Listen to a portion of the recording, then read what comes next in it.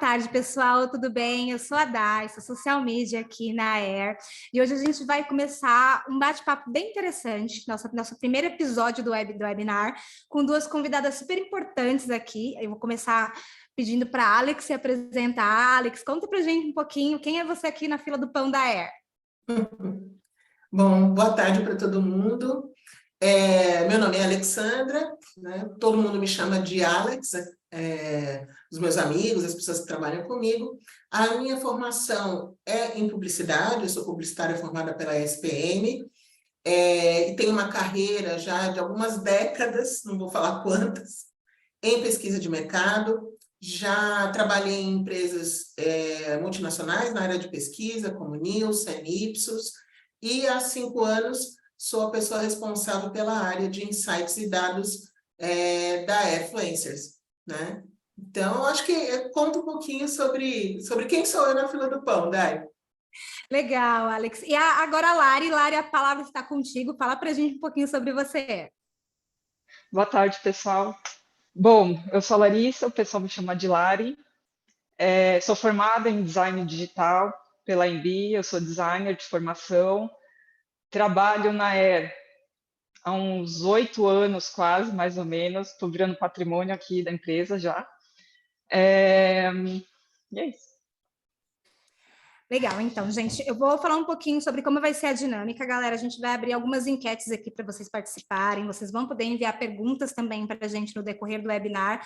Então, fiquem à vontade, mandem as suas perguntas e a gente vai tirar um momento para respondê-las, tá? E para iniciar, eu vou começar contigo, Alex, perguntando para você, como que o digital tornou o marketing uma disciplina completamente baseada em dados?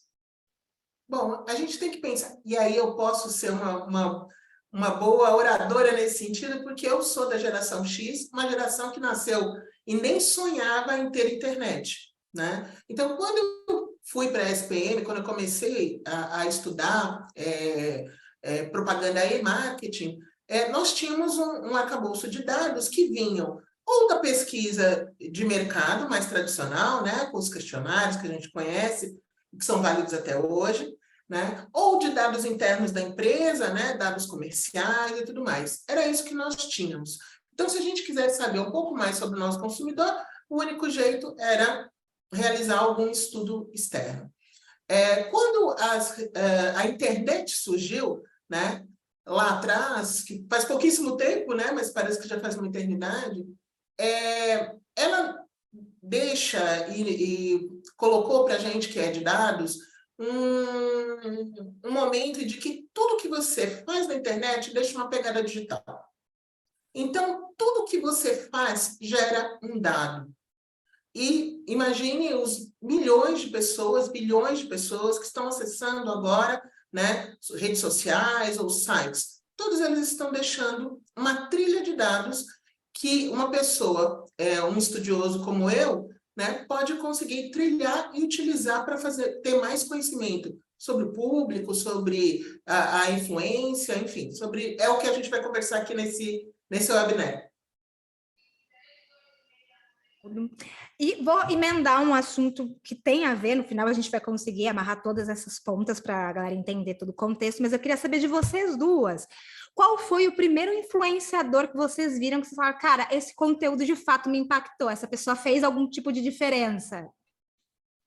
Olha, na realidade, não foi nem um impacto de conteúdo. Eu estava passando pela Paulista, aí são 7, 8 anos atrás, e vi na capa de uma revista uma influenciadora, a Kéfera. Eu já trabalhava há muito tempo com pesquisa de mercado, mas realmente eu nunca tinha ouvido falar dessa moça. Naquele momento, ela era a mulher com o maior número de seguidores no YouTube, né, do país, uma coisa fenomenal. E isso me fez perguntar, como pesquisadora de mercado, né, qual é o impacto dessas pessoas e desses influenciadores daqui para frente, né? E isso me fez, então, abrir os olhos para essa área, a área digital. E você, Lari? Nossa, eu acho que foi a Júlia Faria, da época de blog, né? E com a ascensão das redes sociais, ela migrou para as redes sociais. Então, acho que foi uma das primeiras, assim, que eu me recordo. Eu acho que foi ela. E puxando essa questão dos influenciadores, como que vocês entendem que os influenciadores de fato ganharam voz nas redes sociais e se tornou aqui uma profissão em crescente, né? Como que vocês veem esse cenário pensando do lado de influência e do lado de dados também? Uhum. Quando as redes sociais começaram a surgir, então a gente viu o YouTube, Facebook, né? O Twitter, depois Instagram e tantas outras, né? E a gente tem aí o Thread, aí como uma rede nova. No início do Facebook, a gente via a necessidade da interação, mas a gente tem que pensar que influência é algo inerente aos grupos humanos, né? Nós somos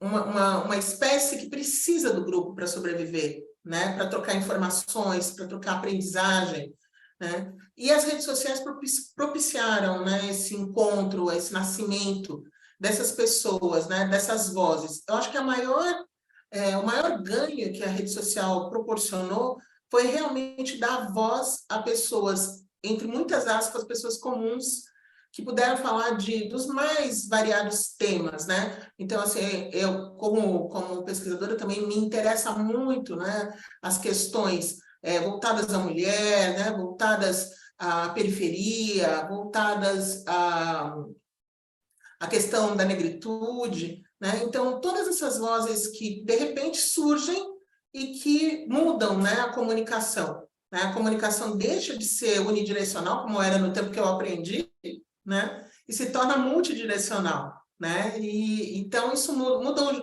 o que eu falo, não mudou o jogo, mudou o tabuleiro inteiro. Mudou o tabuleiro, mudou regra, mudou tudo. E isso é muito legal. Eu só emendando um pouco, eu acho que uns 8 a 10 anos atrás, né, que a Air surgiu de uma plataforma de social listening, naquela época as marcas já começavam a ter a necessidade de saber quem eram as pessoas que abordavam, né, determinados assuntos, quem que influenciava. Então, acho que foi quase uma década atrás que começou a surgir essa necessidade, né? E o mais interessante é que, com a ascensão das redes sociais, os indivíduos comuns têm o poder de influenciar, né, qualquer pessoa. Eu vou puxar essa questão que você levantou, Lari. Hoje em dia, pensando nessa visão de dados e tudo, quais são os marcadores que as marcas precisam observar na hora de fazer a contratação de um influenciador ou a medição se aquela campanha está ou não dando certo? O que a gente tem hoje no mercado, de fato, para pautar isso e trazer para a gente essa segurança se esses dados, de fato, vão trazer resultados? Eu acho que, primeiro de tudo, a marca entender qual é o objetivo da campanha dela, né, para definir os KPIs. Mas aqui na Air, posso explicar um pouco aqui na Air, a gente tem uma ferramenta proprietária, o Air Search. Então, a gente tem diversas métricas disponíveis e a equipe trabalha em cima desses dados, como taxa de engajamento. Você pode muito olhar para dados da audiência para entender qual é o público que você quer atingir. Então, você entender qual é a audiência daquele perfil é muito importante para ter uma campanha com uma assertividade maior. A gente tem uma nossa métrica própria, que é o Air Score, que eu posso explicar para vocês detalhadamente. Legal. Eu acho, Lari... Oi, perdão. Pode falar. Eu acho, Lari, que a gente tem que começar aí pela grande métrica que iniciou tudo isso e que todo mundo ia atrás, né? Usando uma expressão dos influenciadores quando tudo era mato, né? Que é o alcance, o bendito alcance. O ter muitos seguidores, né? Então, quando tudo começou, o que as marcas procuravam, e algumas ainda procuram, né? O tamanho, né? Quantos seguidores aquele influenciador, aquele creator tem, né? E isso é algo que, com o passar do tempo, a gente sabe, né? Existem formas de você aumentar o tamanho da sua base, né, através de compra de seguidores, que é uma prática super que lesa não só a marca, mas também o influenciador, tá? A gente consegue identificar com as nossas ferramentas, a gente consegue identificar se houve uma entrada, né, de seguidores incorretamente dentro de um perfil, que acaba com a saúde desse perfil, né, para se comunicar, para marcas. Então, assim, é algo nefasto no mercado. Legal. Eu vou pedir para o Rodrigo abrir para a gente a tela, para a Lari mostrar um pouquinho de como que a gente trabalha com as métricas aqui internamente, como que elas são analisadas, os dados, que eu acho que é importante para a gente mostrar para a galera que está nos assistindo, que sim, a gente tem como verificar e validar essas situações, porque hoje em dia é muito fácil uma pessoa conseguir 1 milhão de seguidores exatamente fraudando algumas situações. Então, como que a marca tem essa segurança se aquele número é real ou não é real? Aí, vocês estão vendo a tela, meninas? Sim. Maravilha. Vou passar então a palavra para vocês falarem um pouquinho desse visual que a gente está vendo. Tá bom. A gente aproveitou o momento, né, e trouxe para vocês o card da Barbie, já que está, então, em ascensão, né, o assunto. É a Bom, influenciadora mais importante do momento, né? Então vamos lá. Com Vamos certeza. ver o card da Barbie. Bom, uma taxa, um dado, uma métrica principal, né, que você analisa de um perfil é a taxa de engajamento, né, que ela vai avaliar a qualidade daquele perfil, como ele está performando em relação às suas publicações. Só que aqui na Era a gente tem uma métrica proprietária que a gente desenvolveu para avaliar a qualidade do engajamento de um perfil, e que é o Era Score. O que a gente faz? A gente atribui uma nota de 0 a 1000 para um perfil e a gente leva em consideração não somente o engajamento, como o tamanho de base, as interações, publicações, e quais são os assuntos que aquele perfil aborda, né? Então, essa nossa métrica, ela é bem completa e a gente analisa todas essas variáveis e cada rede tem um peso diferente, porque as interações são diferentes. E só dando uma parte aí, para explicar um ponto, por exemplo, se a gente está falando sobre um cluster de influenciadores que falam mais sobre beleza, a performance deles em conjunto é muito similar, pode ser similar. Agora, se a gente está falando de um cluster de humor, por exemplo, ele tem dados diferenciados. A gente sabe, já por análises que fizemos aqui internamente, que, por exemplo, conteúdos de humor são muito compartilhados, né? Muito mais compartilhados do que outros clusters. E isso tudo vem do comparativo de dados que a gente faz entre diversos clusters. Então, no esporte, na beleza, no lifestyle, né? E tantos outros assuntos que são abordados pelos influenciadores todos os dias. Hoje a gente vê vários influenciadores nichados, mas tem uma galera grande vindo falando de diversos assuntos, né? Eu acho que o futuro da influência é essa questão de você abraçar várias frentes, falar sobre aquelas frentes com uma certa maestria, com uma certa clareza, mas ser uma pessoa abrangente, né? Porque a gente vive tantas coisas ao mesmo tempo, se pegar num nicho só hoje em dia é mais complexo para divulgar os produtos, né? Mas, eu vou te dar um exemplo de um nicho que eu participo, que é o do Bullet Journal. Para quem não sabe o que é Bullet Journal, é um diário, né, onde você faz o planejamento do seu dia, da sua semana, né? E ele meio que virou um modismo, né? Mas nasceu de um nicho. Então, e esse nicho, as pessoas são muito antenadas com tudo que está saindo, né? Com todas as...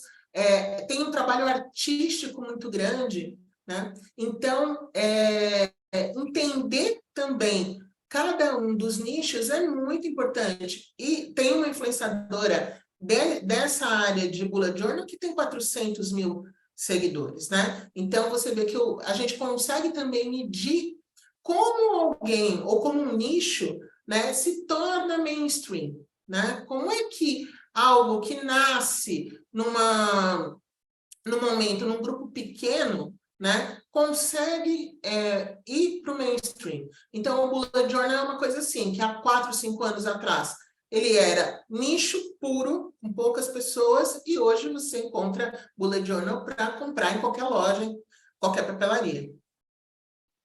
É verdade. Bom, vou aproveitar então que a gente está com a tela do card da Barbie aberto aqui. Eu vou pedir para você falar um pouquinho, Lari, sobre cada uma das questões que a gente está vendo aqui, como que isso ajuda na hora de você entender o influenciador, como marca, para a marca que está visualizando isso aqui, o que são cada uma dessas telinhas que a gente está vendo, tudo bem? Tudo bem, vamos lá.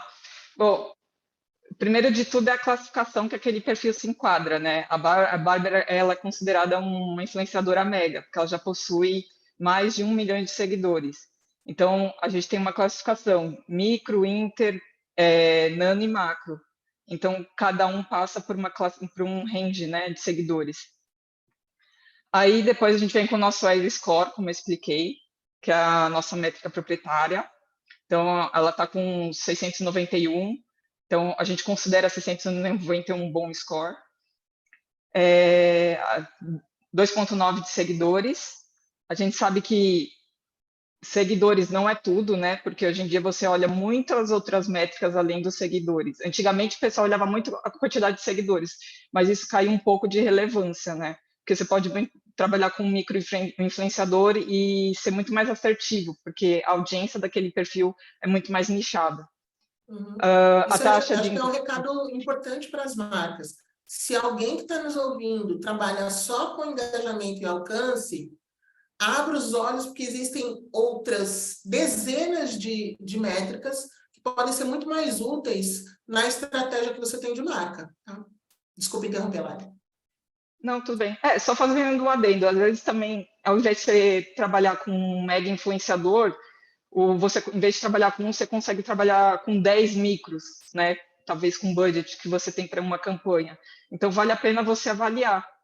Uhum. Eu acho que você tem que fazer, com acesso à métrica, uma pessoa de marca, ela consegue fazer vários cenários. Eu acho que é isso que é a beleza de você ter as métricas em mãos, né? Então, tendo um objetivo muito claro do que você precisa, né? De quantas pessoas você quer alcançar, de como você quer alcançar essas pessoas, que mensagem que você quer passar, você consegue definir se o que você precisa é alguém grande, ou seja, você vai investir em alguém com um número grande de seguidores, que tenha um chamado grande alcance, ou se você vai construir toda essa mensagem através de um time de influenciadores menor, que pode ser, sim, trazer um investimento até menor, né, com um alcance maior, né? Tudo depende de como você monta esse cenário, né? E para montar esse cenário, há necessidade do uso de dados. Não tem como.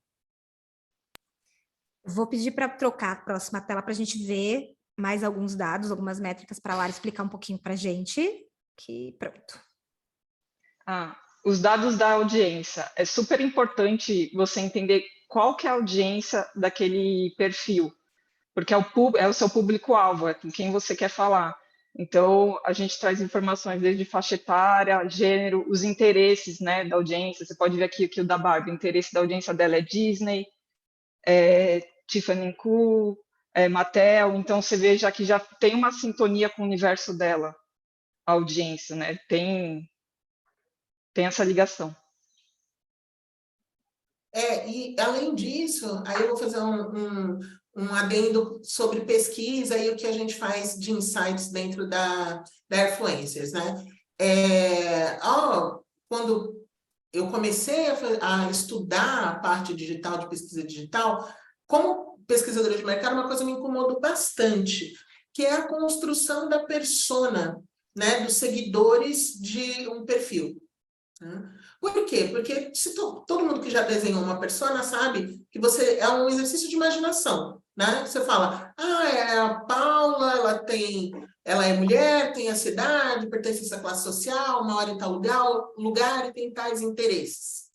E a gente sabe que é imaginativo, você não sabe se é real, né? Nós, da Airfluencers, a gente consegue, através de técnicas, alcançar os seguidores de um perfil e fazer uma análise real daquilo que ele gosta, do que ele, quais são os influenciadores que mais o influenciam um grupo de seguidores, né? Então, se a gente está falando de uma marca A gente consegue saber, por exemplo, e isso a gente fez uma análise de um grande magazine aqui de São Paulo, e aí a gente percebeu que um outro grande magazine também era muito seguido por aquele grupo de seguidores da empresa A. Então, a gente vê uma sobreposição de bases, né, entre esses dois magazines. né? Ou entre cantores, quer dizer, quem são os cantores que essa pessoa segue e gosta? Quem são, em que mídias essas pessoas buscam informações? Então, a gente consegue não fazer algo pela imaginação, mas dar a uma marca exatamente a descrição de quem a segue, né? E isso é muito importante para que, quando você faça um planejamento, você tenha essa assertividade, né? Não dá para você desenhar uma persona sem um conjunto de dados consistente. Concordo super contigo, Alex. E fala pra gente, essa tela que a gente está vendo agora ela é sobre o quê? O que que traz aqui esses cards? Esse é sobre os assuntos que o perfil aborda, né? Então, o perfil da Barbie, quais são os assuntos que ele aborda? Então, é música, diversidade, ativismo, moda e audiovisual.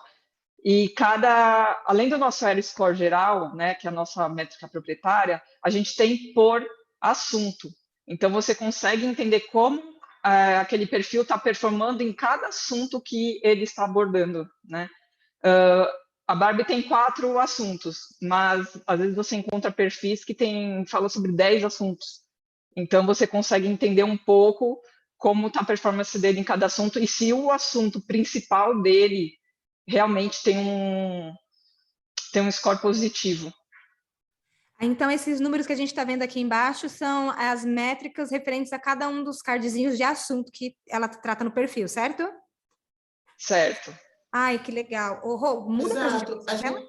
Oi, Pode perdão, te falar. cortei de novo, Dai. Fica à vontade. Né? A gente tem que pensar que a maioria das marcas trabalha com provavelmente duas métricas de engajamento, né? O engajamento sobre a base de seguidores, que cada vez diminui mais, porque a gente sabe que a distribuição dentro das plataformas está ficando cada vez menor, né? E se for por uma publi, isso vai ficando também cada vez menor, essa distribuição, né? Então, você tem esse engajamento e você tem um engajamento real, né? Que é feito quando você faz uma parceria com o influenciador, você tem acesso ao número efetivo de perfis que foram alcançados por aquela comunicação, né? Então, você faz um engajamento efetivo, né? Mas, para além do engajamento, há necessidade de você identificar uma série de outras questões, né? Então, como a Lari mostrou no slide anterior, né, a gente tem que ver como é o princípio de Air-Score total e dentro dos segmentos. Existem influenciadores que têm um score altíssimo em determinados assuntos, né? Mas que para outros eles não performam tão bem. Então, não existe só olhar a métrica do engajamento, há que se olhar performance, né? Então, quando esse influenciador fala de um determinado ponto, onde as pessoas gostam mais, onde as pessoas respondem e correspondem a essa comunicação, tá? Então, quando a gente mostra aquela tela, a gente consegue identificar onde a Barbie é mais forte, né? Qual é o assunto de que ela é mais forte, qual é o assunto que talvez ela não seja não vá tão bem assim e não performe tão bem assim. Eu acho que é um ponto interessante da gente levantar que, assim, essas telas que a gente está vendo, esses dados que a gente está vendo, eles não são exclusivamente nossos para utilização. Caso as pessoas que estejam nos assistindo queiram também verificar, ver como que está o Air Score delas e tudo, elas conseguem fazer o próprio cadastro e fazer esse tipo de avaliação, né? Correto. Lari, e essa tela que a gente está vendo agora sobre o histórico de base, ela traz quais dados para a gente? Então, o histórico de base você consegue ver como está a evolução de seguidores daquele perfil, né? Você vê aqui no da Barbie, que aqui acho que é dia 10 de julho, começou a ter um pico, né? Acho que foi aproximando da pré-estreia do filme, ela aumentou a base dela de seguidores, né? Então, quando você olha esses picos aqui no gráfico, você pode visualizar qual foi o dia que teve, né, esse pico e você consegue ir na publicação daquele perfil. E quando você faz esse cruzamento de dados, né, você vai entender o porquê qual foi o tipo de conteúdo que fez esse perfil ter um pico tão grande de seguidores. Então, você consegue fazer esse tipo de análise. Você consegue olhar para os seguidores daquele perfil. Então, você consegue tentar entender o que pode ter acontecido para esse aumento grande, assim, de seguidores. E lembrando aí, para quem gosta de Barbie como eu, do dia 10 até o início dessa semana, ela ganhou 500 mil de seguidores a mais, né? Nada mal para uma campanha de um filme. Não é um filme, é o filme. O filme.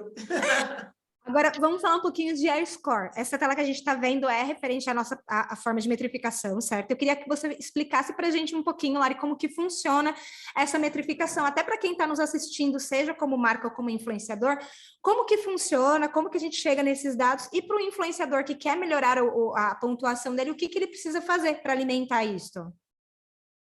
Tá. Esse gráfico mostra a evolução do AirScore, que você consegue visualizar o score geral ou por assunto também, então você consegue acompanhar a evolução de, por exemplo, a Barbie, o principal dela, que ela estava com uma performance melhor, era a música. Então, se você seleciona a música, você consegue ver como está a evolução desse assunto, né, ao longo dos últimos 90 dias.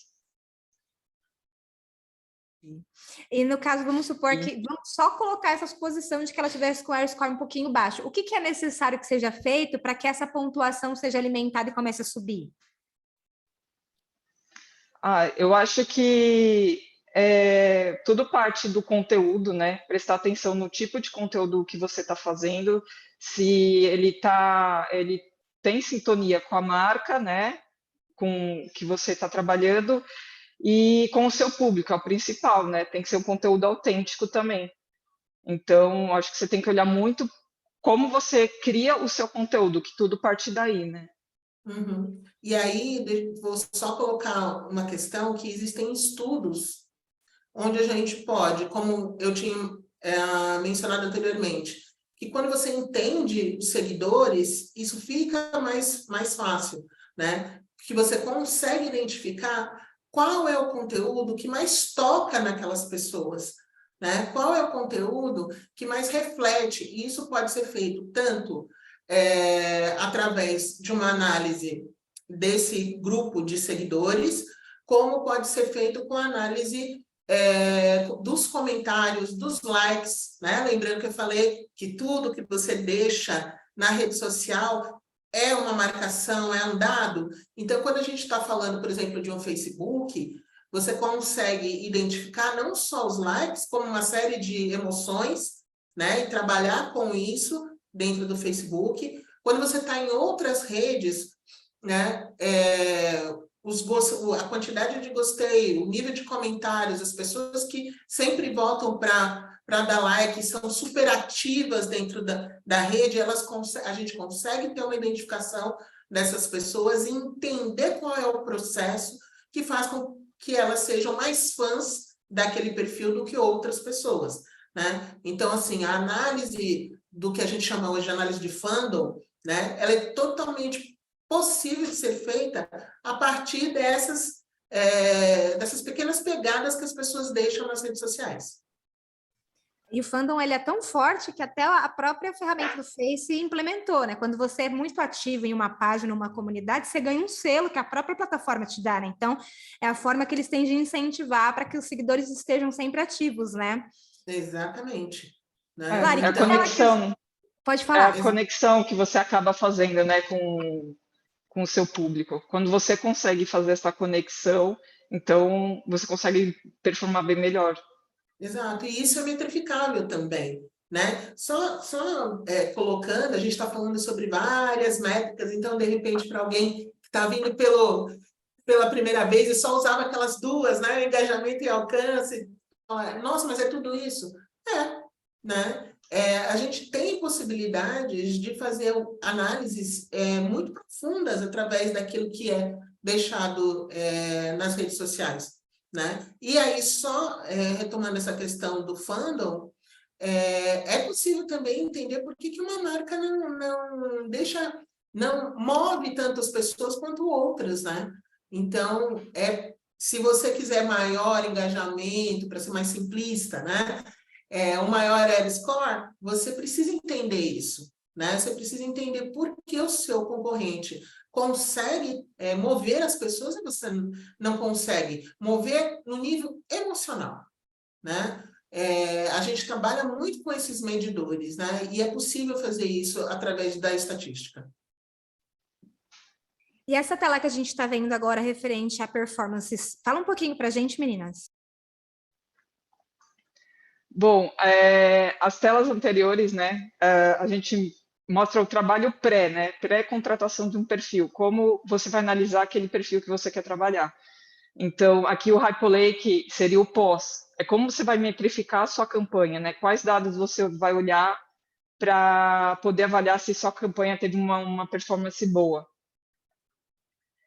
Então, aqui a gente consegue mostrar por redes, né, tanto Instagram como TikTok, e primeiro a marca vai precisar acertar qual o objetivo dela, né, se ela quer uma conversão ou se ela quer awareness. Então, esse é o ponto inicial, né, para poder entender o objetivo de uma campanha.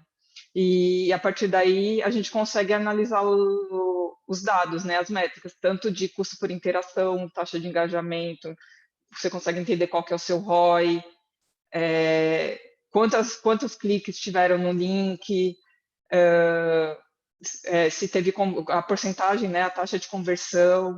Então, a gente traz um pouco de cada métrica aqui nessa plataforma. Interessante, né? Para quem acompanha assim de fora, acha que é mais simples, é mais fácil, mas tem todo um levantamento de dados e acompanhamento e comportamento para conseguir, de fato, colocar as campanhas de uma forma assertiva no ar, né?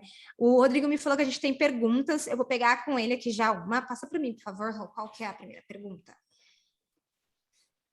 Deixa eu ver, só um minuto, meninas.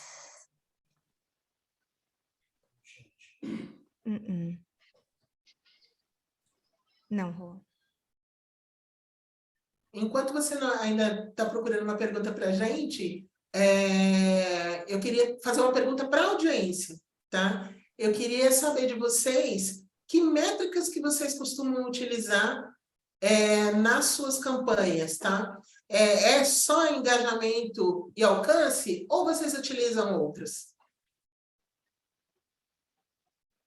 Respondam para a gente aí.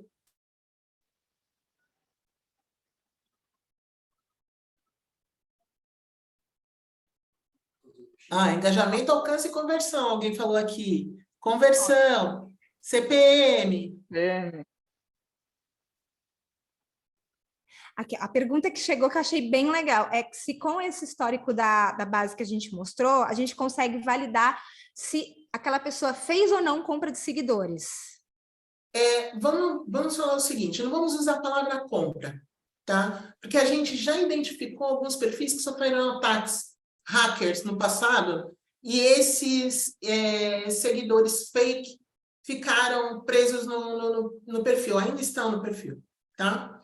Vamos falar que existe uma base que não é saudável. Sim, é possível identificar. É possível identificar através da plataforma, né? E é possível identificar através de uma análise dos seguidores. Porque quando a gente clusteriza os seguidores, quando a gente verifica quais são os perfis, isso já aconteceu, eu posso usar, não vou dizer perfil de quem, mas que a gente identificou uma quantidade enorme de perfis indianos dentro da base, tá? Ou perfis que têm perfis turcos, ou perfis que seguem pessoas de outros países, ou que não seguem ninguém. A gente tem um checklist na hora de fazer uma análise que nos ajuda a identificar e a percentualizar o número de um percentual de base que não está saudável, tá? Então, dá para fazer sim.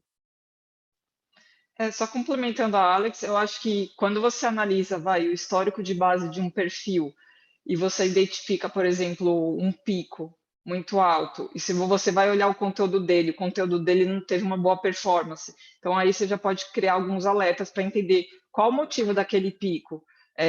Foi um sorteio? Foi uma publi? O que aconteceu para ele ter esse pico tão alto de seguidores? Aí você começa a ligar os alertas para poder entender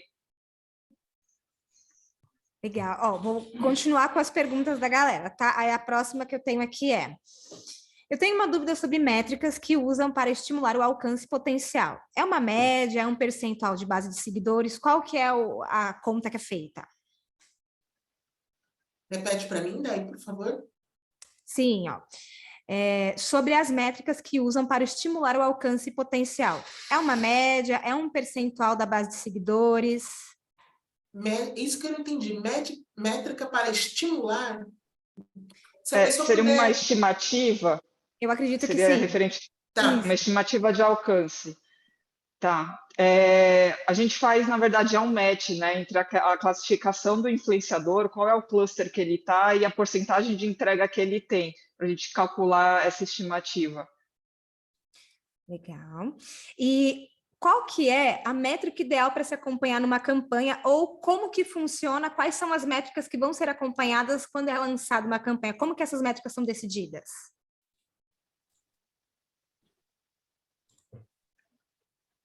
Eu acho que vai muito de acordo com os objetivos da marca, né? Se ela quer conversão ou se ela quer awareness. Então, aí a partir daí você vai conseguir entender. Ah, se é conversão. Eu quero saber se é um produto, quantas vendas eu tive do produto, cliques no link. Aí você vai para uma outra linha para poder entender quais são as métricas que você vai avaliar. Agora, se você quer um alcance, você vai olhar a taxa de engajamento, olhar outras métricas. Então, precisa entender primeiro, qual é o objetivo que você tem com a sua campanha, para poder avaliar as métricas, os dados que você vai olhar e ver se essa campanha teve uma boa performance. E o ROI, que é super importante também, né? Sempre, né? Gente, a gente vai abrir uma enquete aqui. Gostaria de pedir para que todos que estão nos assistindo participem da nossa enquete.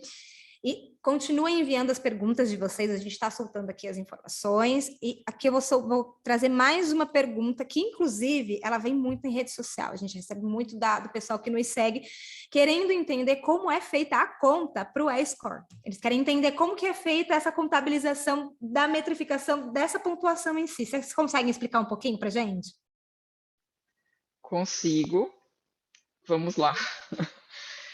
Bom, como eu falei, a nossa métrica proprietária, que a gente avalia a performance daquele influenciador, que vai de 0 a 1000. Então, diferente da taxa de engajamento, a gente não olha só o engajamento daquele perfil, né? Não olha só as interações. A gente olha a base de seguidores, os assuntos que aquele perfil aborda. Então, posso dar um exemplo, a gente não avalia, como é por cluster, a gente não avalia da mesma forma um perfil que tem 10 milhões de seguidores de um perfil que tem 10 mil seguidores. Então, a gente leva em consideração essas variáveis. A gente olha as publicações do perfil e, através disso, a gente traz a nossa métrica. Legal. A gente Agora acho que a pode gente falar. pode pensar, Lari, e aí me corrige se eu falar algo não tão claro. Você tem um caldeirãozinho, e lá dentro desse caldeirãozinho você vai colocar todo mundo que é semelhante.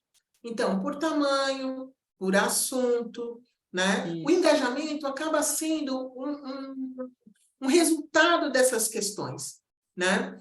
Como eu falei, quando a gente está falando de influenciadores, os assuntos são tão variados, os tamanhos são tão variados, e a gente sabe que quem tem perfis menores tem um engajamento maior. Óbvio, se você está lá dentro do seu clubinho fechado, você vai engajar, né? É o seu clubinho. Quando você tem 30 milhões de pessoas lá dentro, você tem interesses muito variados. Então, o engajamento naturalmente cai, né? Então, exatamente porque a gente sabe que o engajamento puro e simples não é também uma métrica que possa ser utilizada solta, o L-Score foi construído. Então, a gente coloca nesse caldeirão os semelhantes, o que a gente chama em pesquisa de clusters, né? Então, os semelhantes olha, essas pessoas têm mais ou menos o mesmo tamanho, essas pessoas falam sobre os mesmos assuntos, então, como é que elas desempenham, né? Então, se eu estou falando de nano-influenciadores de humor,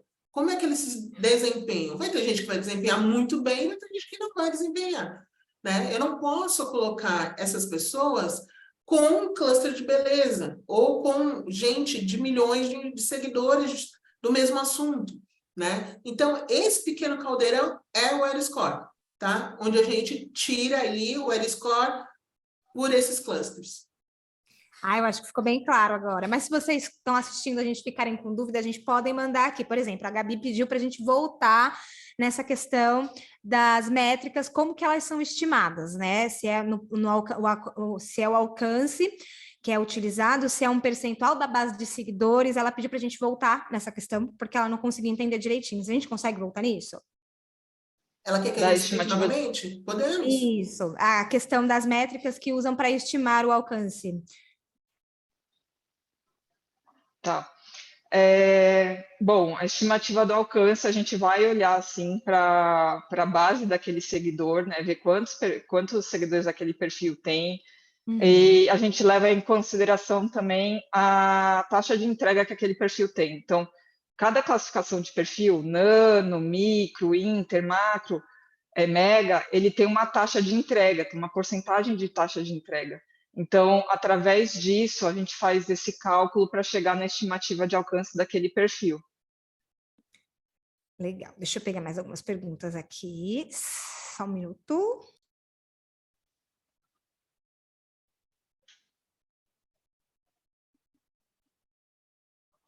Vamos soltar a resposta da nossa primeira enquete. Vai sair mais alguma enquete? Ok, vamos liberar mais uma enquete. Eu compartilhei o resultado. Então, para você, quais as maiores dificuldades ao encontrar um influenciador ideal para sua marca? E aí, o que ganhou primeiro foi 41%, né? Foi Determinar o 41%. ROI. Isso, determinar o ROI, retorno sobre Determinar o investimento. ROI. Depois, encontrar influenciadores alinhados aos valores. E depois, analisar métricas e dados relevantes. Ok? Vamos falar sobre isso. Então, determinar o ROI, Lari, você quer falar um pouquinho? Acho que talvez na tua tela anterior.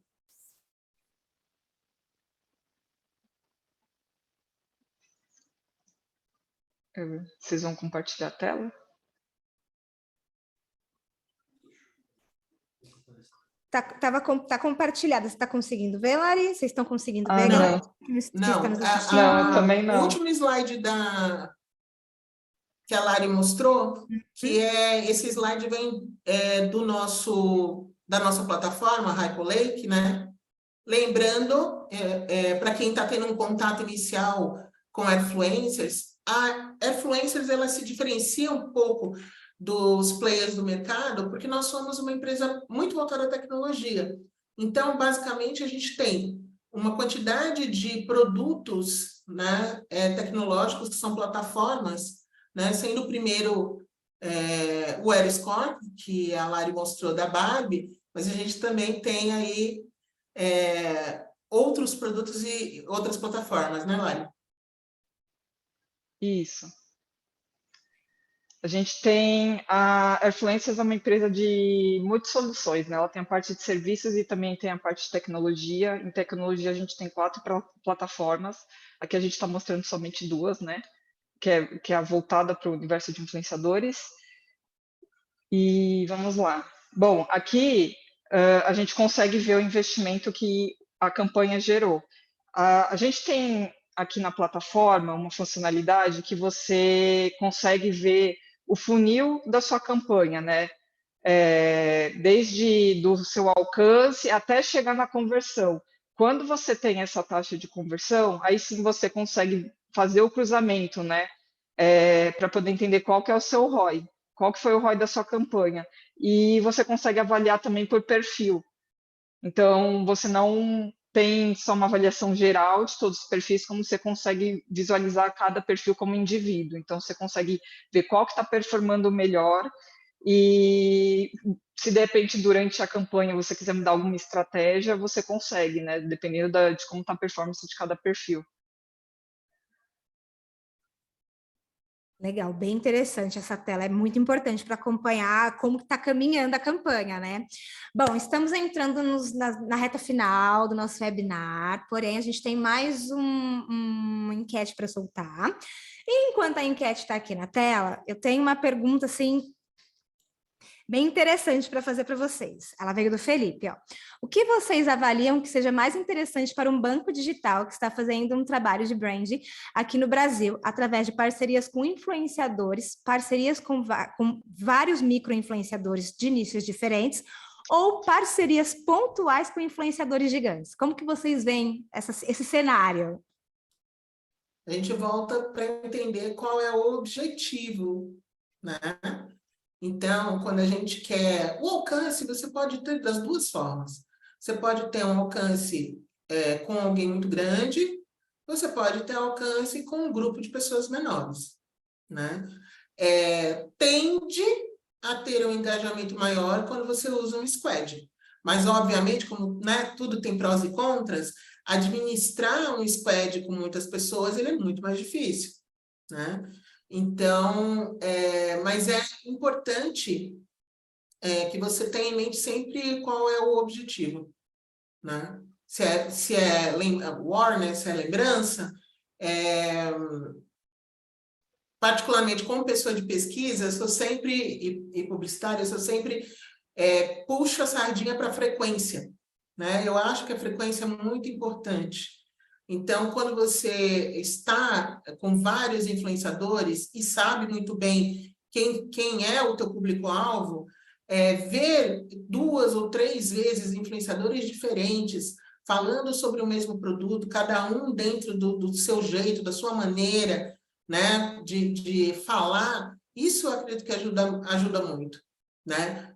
Não tira de maneira nenhuma o valor de um grande influenciador que pode, numa única campanha, já fazer uma conversão gigantesca. A gente tem exemplos disso, né? Onde um único influenciador teve resultados brilhantes, mas existem essas duas possibilidades, tá? Então, para quem é de marketing, eu acho que vale a pena sempre ponderar no momento da escolha, né? E acho que alguém fez uma pergunta na enquete, acho que o segundo ponto como é que eu escolho, né? Hoje, a Nielsen fala de 500 mil de influenciadores, algumas outras empresas falam de 10,2 milhões de influenciadores só no Instagram, no Brasil. Então, assim, é impossível uma pessoa ou uma equipe conseguir acompanhar todo esse mercado, tá? Então, há necessidade, sim, hoje, pela complexidade do uso de plataformas para achar essa pessoa.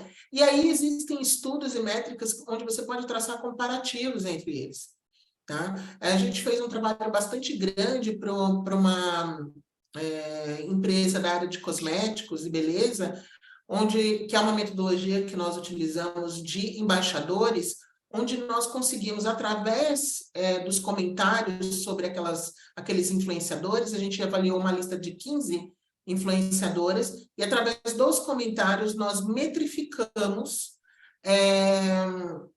em 5 categorias aquelas que tinham maior potencial para a marca, e a gente listou ordenou. Isso facilita na medida de que você tem várias possibilidades de escolha, né? Onde eram 15 meninas maravilhosas, todas elas, mas como é que a gente vai ter?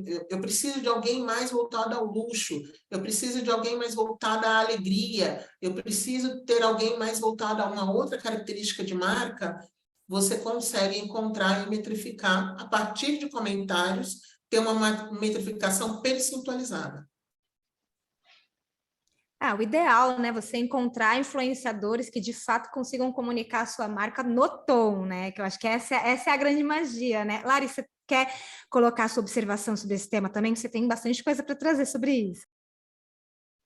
Você pode só repetir, por favor, a pergunta? Claro. O que vocês avaliam que seja mais interessante para um banco digital que está fazendo um trabalho de brand awareness aqui no Brasil, através de parcerias com influenciadores? Parcerias com vários micro-influenciadores de nichos diferentes ou parcerias pontuais com influenciadores gigantes? Eu acho que é muito do que a Alex falou, né? Do objetivo da campanha, primeiro de tudo, mas como ele falou que é o awareness, é o alcance, e entender. Por exemplo, ele pode trabalhar com um perfil grande, como também com os micros, que às vezes, por ser um assunto mais específico, e a área financeira, dentro da área financeira, tem um universo gigantesco, então talvez ele chegar num microinfluenciador que aborde determinado assunto e fale com um público, né, diretamente, pode ser bastante eficaz. Então, precisa entender o cenário total da campanha, todo o universo, né? O que vai ser abordado, porque a área financeira tem diversos temas, e assim conseguir achar os perfis.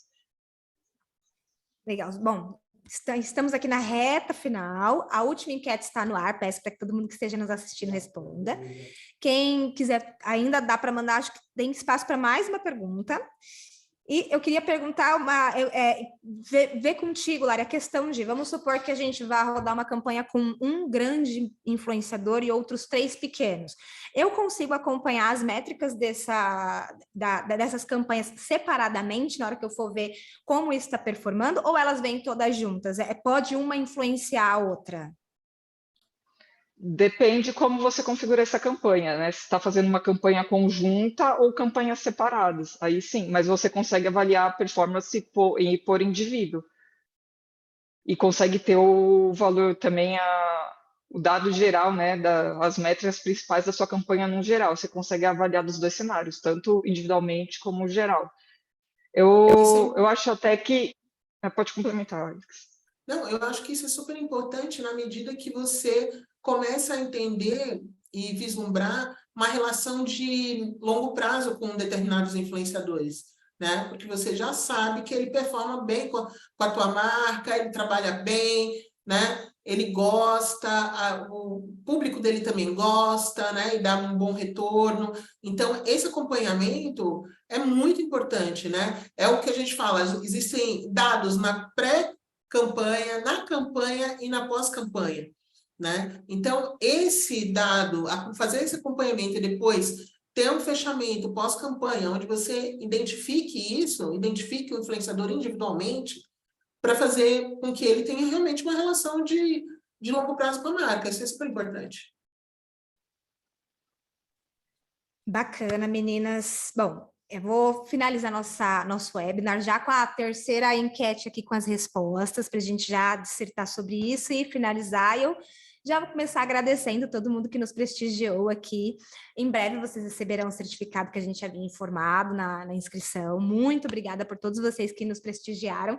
E em breve a gente se vê de novo, não só aqui no webinar, mas no podcast também. Ale, Lari, se tiverem alguma outra coisa para colocar, fiquem à vontade.